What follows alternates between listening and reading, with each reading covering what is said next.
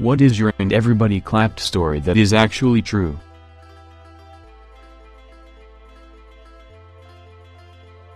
My high school hosted a talent show every year and each act had a limit of 3 to 5 minutes. One kid was doing karate and this whole dance routine with it. We all loved this because before him there was about 1 million people singing and we were all very bored. We all thought it was good and enjoyed it, but then his music stopped and he motioned for them to keep going. He had already been at this for about 5 minutes. Teacher and stuff were trying to tell him he needed to leave and get off the stage, but he didn't know much English and didn't understand them, so he just kept going.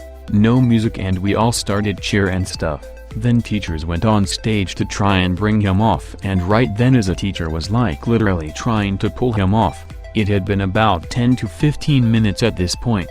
He started doing push-ups with 2 fingers, and then with just his thumbs. Then we all stood up and applauded, encouraging to keep going, and the guy in the music booth, who was also a high schooler, started playing his music again and he straight up did his act for like 30 minutes. By then school was ending and we all got to vote on our favorite act to perform again at our next assembly. He won by a landslide.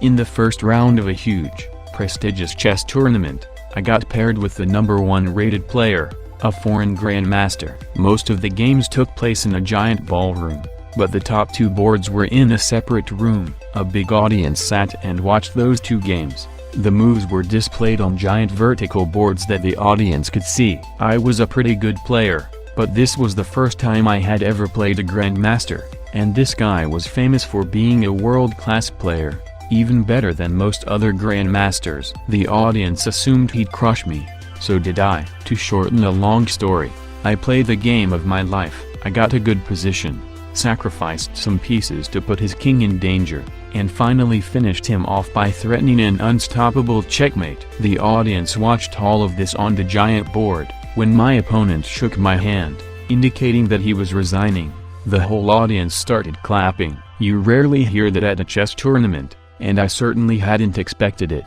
The applause may have bothered the guys playing on board too, but it didn't last long. There's a well-known story about an old-time grandmaster who played a winning move that was so brilliant, the spectators showered the board with gold pieces. That didn't happen for me.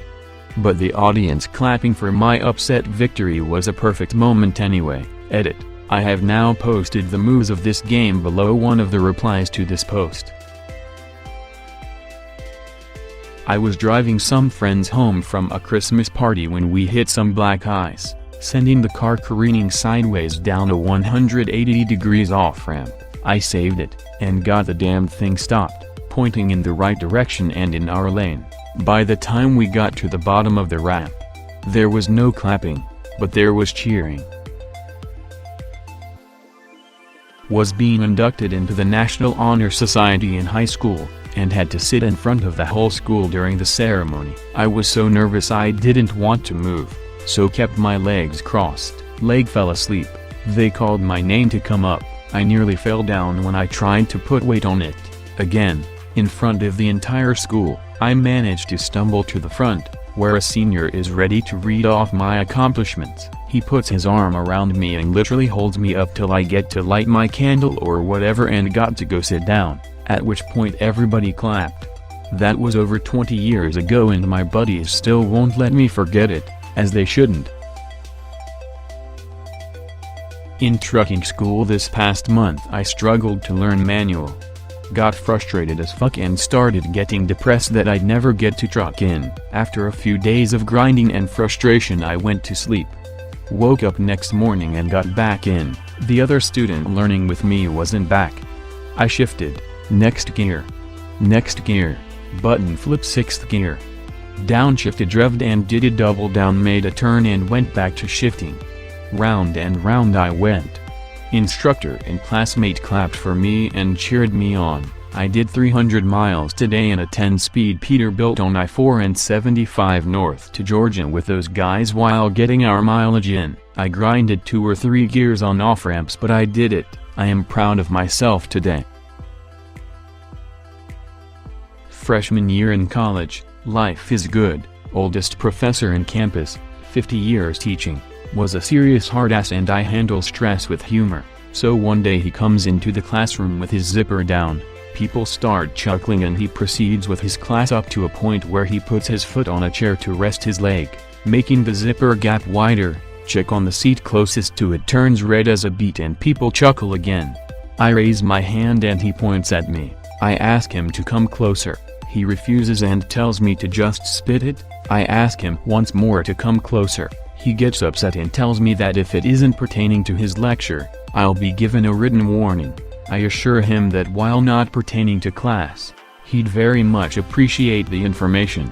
He gets even more upset and tells me to cut the crap and share it with the class. People start losing it and chuckles become actual laughs, so I tell him his fly is down. Classroom erupts in laughter and everybody claps. He tells me that in 50+ years of teaching, it was the second time it happened to him. Needless to say, I dropped out and switched fields. I was at a showing of Rocky Horror at a friend's college. It was my third time at one, but my first time at that one. I quickly learned the things you yell at the screen during the film may be regional. At the movies, arguable, climax, a character is turned into marble statue where one breast is noticeably larger than the other. Prepared from my past 2 showings and confident from my success shouting in unison with strangers, I bellowed. Now that's what I call a BLT. A big left it. It was around what I realized literally no one else was yelling. No one. I started to pull back and wanted to go quiet, but I felt my brain refuse to back down. I finished the bellow halfway down my seat in embarrassment, but then the best thing possible happened. Everyone laughed, then some people clapped, then more people clapped. Most of them hadn't heard it before, and most of them thought it was hilarious. It was genuinely one of the best moments of my life. I'm taking that shit to my grave. Edit. Changed as to at. I was bullied fairly badly at school. One day while playing table football at break time one of the twats started on me, basically started shouting at me till he went red, threatened to beat me up so I told him to go through with it. He pushed me, so I picked him up onto my shoulder one-handed, walked out the door, threw him to the floor, locked the door after, and he had to walk the whole way around the school. Pretty much everyone around me cheered. He lost his reputation overnight, and I never had issues with people starting on me after. Only regret is not responding earlier, as it would have likely stopped a few years earlier. Skinny kid in gym class getting picked on. Same all. Somebody decided to throw a soccer ball at him like an asshole, and the skinny kid punted it across the gym, into a effing basketball hoop. It was silent for like 5 seconds, and then everyone went apeshit. I've told this on Reddit before, I think. Years ago I worked in the production department of a conglomerate of community newspapers. I was only a couple of years out of school, hard-working, well-trained on the latest software that was changing the way print media worked. I built ads and laid out newspapers to tie deadlines, and I was great at it. I still miss that job sometimes, but there's no money or future in newspapers. Anyway, there was another employee who had been working there probably about as long as I'd been alive at the time. She started as the front desk receptionist as a teenager, moved on to production in her 20s and 30s when the job was still done with razor blades and glue sticks and metal rulers, and now in her late 40s or early 50s she sort of knew how to do her job on a computer, but realistically she was given one medium-sized project to putter around with each day, and half the time one of the people half her age would need to take it off her hands 7 hours into the day to make sure we hit print deadlines. That's not why we disliked her though. The truth is, she was a gossip, and a know-it-all who didn't know much, and a snitch, and the smallest amount of power went to her head in a way that would be absolutely comical if it wasn't authority over me. Anytime the manager or director were out of the office, this woman was in charge. She ceased all non-supervisory work until their return, taking detailed notes of what we all said and did or didn't say and failed to do until the bosses were back. Then she had to make a detailed report that, again, kept her from doing any real work, and often got us some kind of slap on the wrist discipline. Having set the scene, let me now get to the everybody clapped bit. I often crack my knuckles at the start of a long, difficult task. I guess I saw it in a cartoon as a kid, and it stuck. I do also find I type faster after cracking my knuckles. Anyway, one day this woman starts telling me how I'm going to give myself arthritis. She made that one sentence untrue talking point last for hours.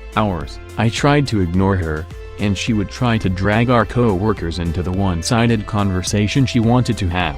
When the day was done and the papers safely off to the printers, I rose from my chair and called her name as I put on my coat. "Yes," she said. She had fallen blessedly silent 10 or 20 minutes before as we did the final proofing. "How long have you been married to your husband again?"